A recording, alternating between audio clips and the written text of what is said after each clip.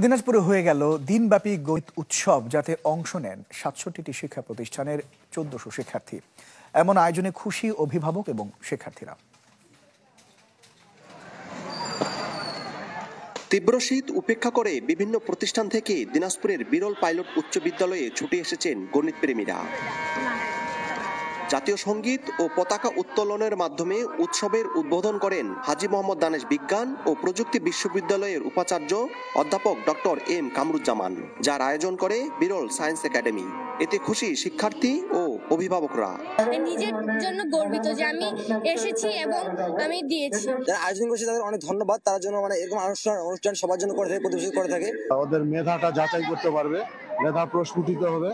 ওদের কারণে সকালবেলা অনেক দূর থেকে ছেলেকে নিয়ে আসছে। এই জিনিসটা আমাদের প্রতি বছর আমাদের নেক্সট জেনারেশন যারা আসবে তারাও বজায় রাখুক।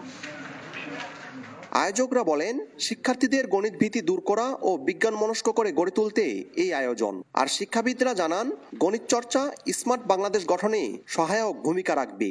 আজকের এই শিক্ষার্থীরা যদি ভালোভাবে শিক্ষা অর্জন করে, যদি সুশিক্ষায় শিক্ষিত হয়, প্রযুক্তিগত শিক্ষায় যদি তারা ধাবিত হয়, তাহলে দেশের কল্যাণ সাধিত হবে। গণিতের চর্চা যত বেশি হবে, তত বেশি আমাদের যে প্রজন্ম, সেই প্রজন্ম অনেক বেশি তাদের মেধার বিচ্ছুরণ ঘটবে।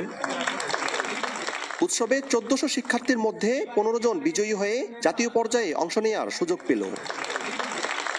বিপুল সরকার স্থানী, চ্যানেল 24, দিনাজপুর।